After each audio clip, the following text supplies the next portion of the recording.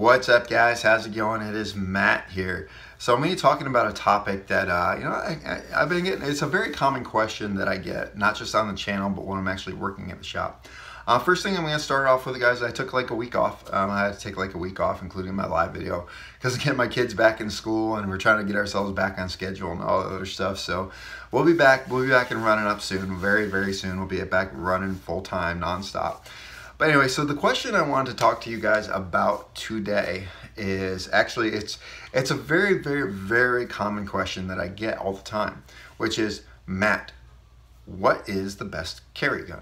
All right, what gun should I carry? What gun should it be? A striker fire pistol? Should it be a double single action? Should it be a 1911? Should it be a revolver? What is the best gun I should carry? Now, a long time ago, I did a video, and when I first started the channel, I did a little bit of a video, and I covered this a little bit, but I want to talk a little bit more about this. And this is actually, a guy that's been working in a gun shop, and now that I'm actually I don't know if you say seasoned instructor, but I instruct daily. I've had to have taught probably around maybe a couple hundred people by now. And last weekend alone, I had a class of about 7 people, so it's growing nonstop.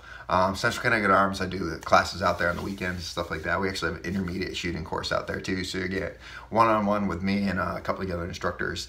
If you have valid Connecticut permit, and you get one-on-one with me and the other instructors, we talk about intermediate shooting with the holster and stuff like that. And that's a little bit off topic. But anyway, I want to talk about something I've been thinking about, and something that kind of reinforced it was this weekend. Is every single gun, especially when it comes to striker fire pistols, modern day guns, they're the same damn thing. So we'll just say the modern day guns are the same damn thing. When it comes to point and shoot guns, striker fire pistols, okay, they're all Glocks. All right, I'm not a Glock tard. That's just kind of a, I don't know what you call it, metaphor or simile, whatever. They're all pretty much Glocks.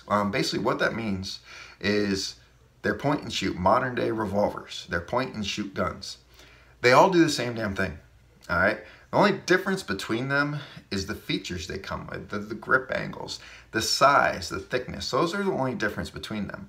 Now, this is an important thing. This is very, very important because not everyone is the same, all right? And everyone's a little bit different. For example, right here, Glock 19, okay? This is not my favorite gun. This is a compromise gun for me. Honestly, the way how the grip, I don't like how it feels. I don't shoot this as good as I shoot a 1911. I certainly don't shoot it as good as I shoot like a classic SIG, which I should be bringing home soon. These, for some reason, they work for me, but they are not the best feeling gun, the best shooting gun for me. It's the way how my hands are designed.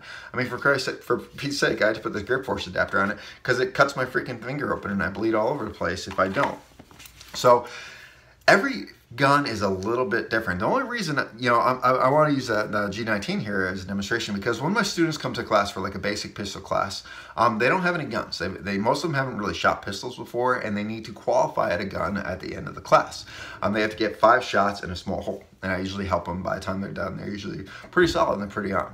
So I usually use my Glock because it's a compromise gun. There's nothing great about it. There's nothing bad about it. It's just that it's that gun that just gets the job done. It doesn't fit everyone's hand very well. Some hands it fit great. And some people feel like me, it cuts the hell out of your hand.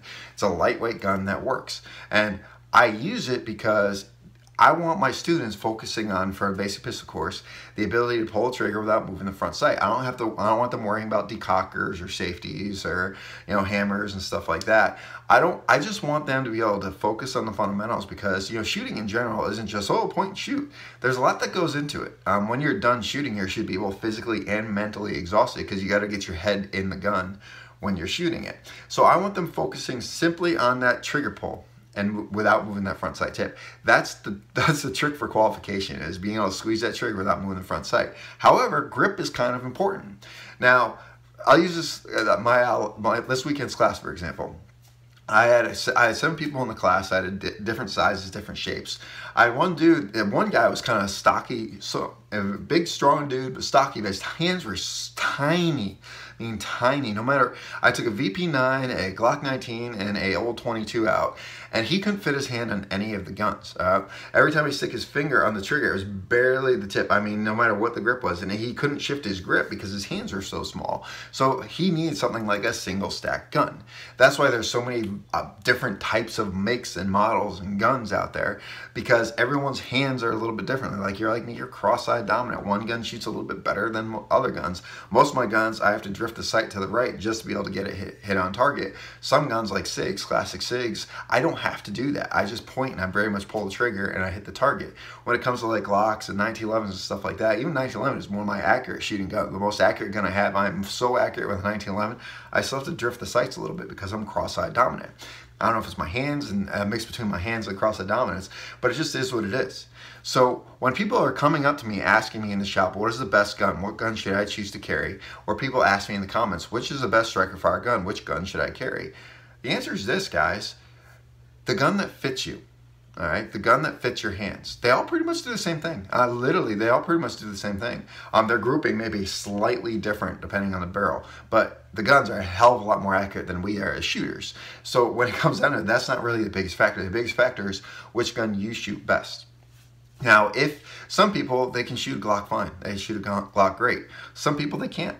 They shoot an M&P or they shoot like a 320 better than they shoot a Glock. Or they like HKVP9s, FN509s, whatever it is. They shoot those guns better than this guns. Like if you're like me, you shoot 1911s and classic SIGs better than you shoot all striker fired pistols. You know, it's not necessarily a training issue. It's everyone's body is a little bit different. Everyone's hands are a little bit different.